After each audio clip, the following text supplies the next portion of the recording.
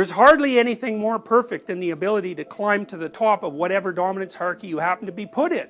Now, one of the things I would say is that women exerted tremendous selection pressure on men to be exactly that sort of creature. Now imagine that there's a set of qualities that makes it more probable that you'll get to the top of a dominance hierarchy. Now that's not that hard to imagine, right? You might think, well, intelligence might have something to do with that. Attractiveness might have something to do with that. Power, we know from studies of chimps that, because you might think of kind of prototypical caveman society that it's like the caveman that looks most like a bodybuilder who's the most dominant caveman, but so to speak. But what DeWall found among the chimps was that the chimp who was at the top of the male dominance hierarchy, who remained at the top relatively stably so that he wasn't brutally murdered, say, by two chimps that were below him in the dominance hierarchy, was actually kind of a good leader in some sense, so he got along well with the females in the troop and maybe even attended to their children to some degree, and he wasn't a completely unpredictable tyrant. And if he was like that, then a couple of male chimps would form a coalition, and when his back was turned at any moment, then they'd rip him to pieces. And so that's really, it's phenomenally interesting, because what it suggests is that there's a stable set of characteristics, relatively stable, that are operative within a dominance hierarchy that propels you to the top. And that's characteristic not only of human dominance hierarchies, but it's also characteristic in a way that's analogous to even chimp dominance hierarchies. So that's kind of an interesting idea, right? There's a set of stable traits that propels you towards the top. And some of those would be indicators of biological health, like symmetry and beauty, and some of them would be, well, what other characteristics the rest of the bloody troop think are admirable? Because there are people you admire. You think, well, why are there people that you admire? And what does it mean to admire someone? And what it means in some sense is that the effect they have on you is one of wanting to imitate. And so, we're imitating ourselves all the time. So if you admire someone, what that does is it hooks into your desire to imitate.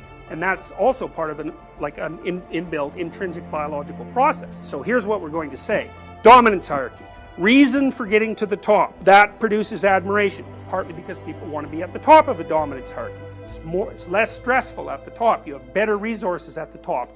And the top is a place, right? Because it's been around for 400 million years. It's a place.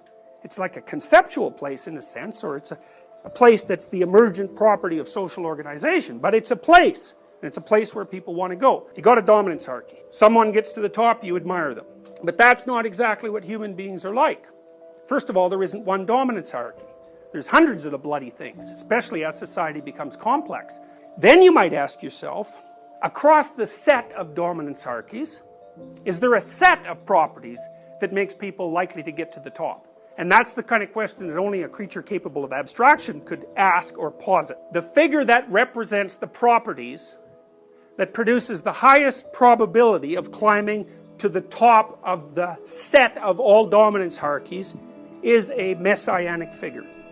That's what a messianic figure is. So, and it's a kind of abstraction, it says, because of course, obviously a messianic figure is an ideal, right? Clearly. And so then you might think, well, an ideal in relationship to what? He, generally, is the perfect person. Well, how would we come up with the concept of what constitutes perfect? Think about it as a biological category. Well, there's hardly anything more perfect than the ability to climb to the top of whatever dominance hierarchy you happen to be put in.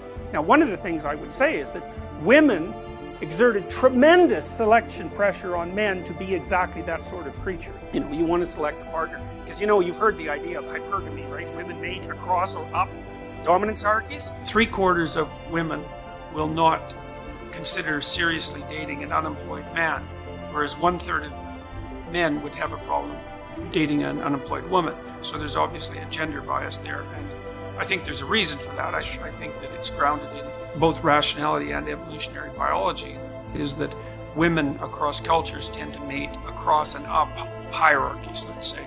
The reason for that, I think, is that they're logically, and this is where the logic comes in as well as the biology, they're looking for a partner that can be of substantial economic utility, practical utility, when they put themselves in the vulnerable position of having a child. You also have this additional problem, is if the employment situation tanks in any serious way, then men become less desirable as partners.